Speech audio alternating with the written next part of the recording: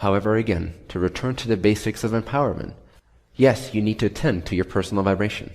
When you wake up in the morning, what do?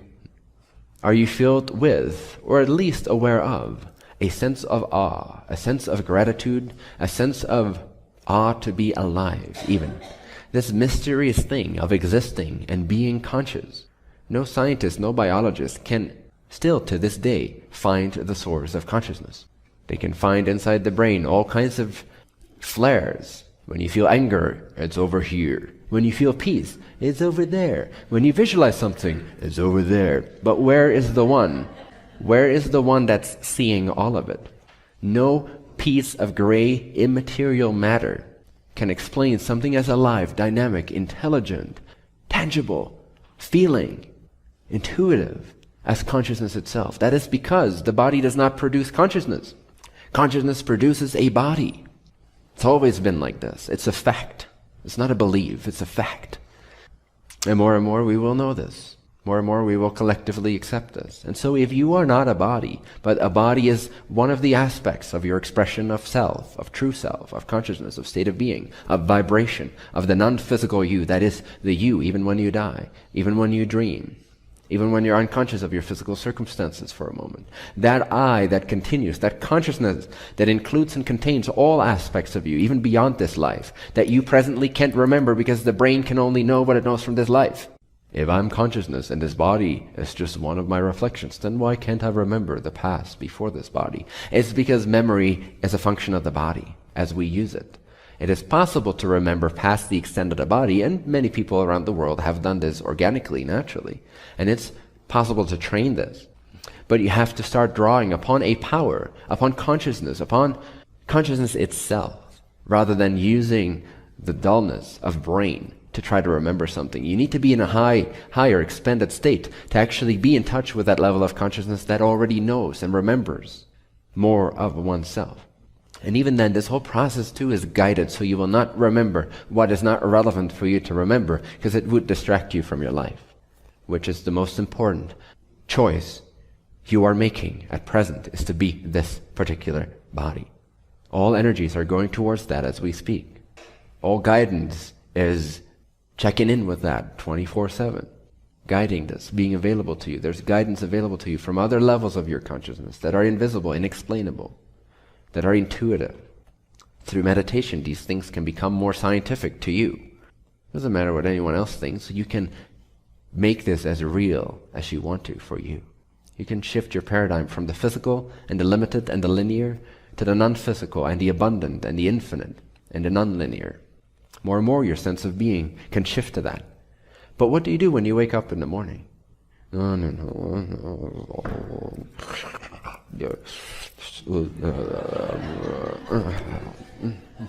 And some days when my body feels groggy, I'm guilty of that too. But in general, it's important to have a sense of awareness when you wake up of self. Wait a second, I'm awake again to the physical. Why was I here?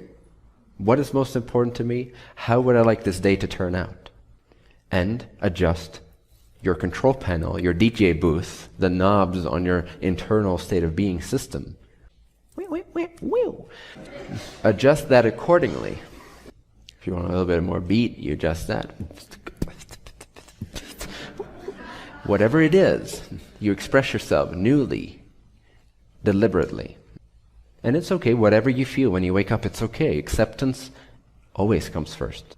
At some point, acceptance becomes less and less necessary because you already accepted everything. You've already practiced that vibration of acceptance. You already are okay with emotions feeling bad. You already know, you already have the belief system in place, anchored in, that when you have a negative emotion, the first response that comes out of your belief system that you've trained is, oh jolly, I feel bad, this is great.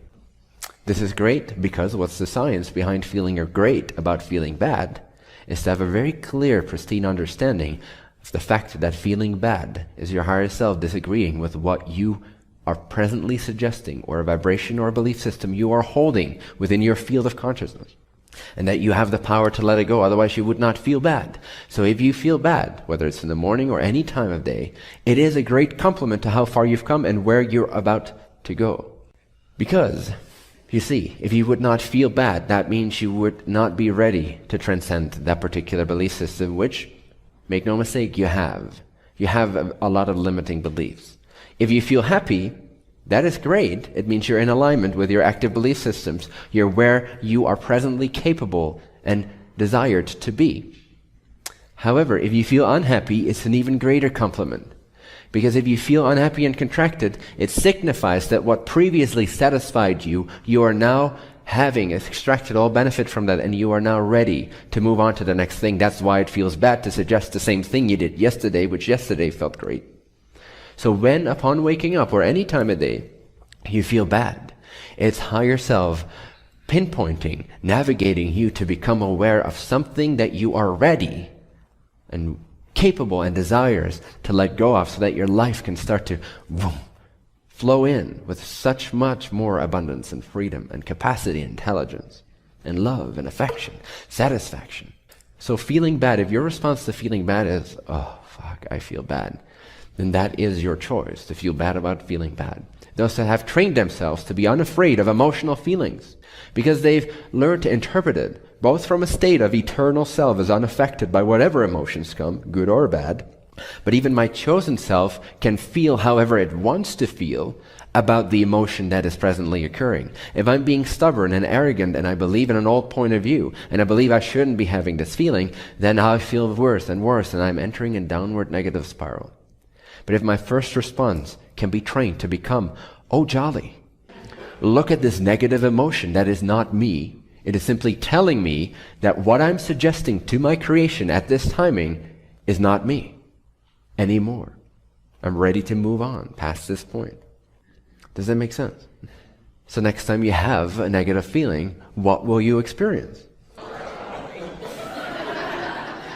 Good. Practice that, practice that, practice that, and acceptance. And even more than acceptance, using acceptance as an immediate trampoline into an upward spiraling energy of further expansion, integration, creativity, abundance, and creation, is to anchor in this first response. And you need to have a belief system in place before you can do that. Because belief system responds before you can consciously adjust.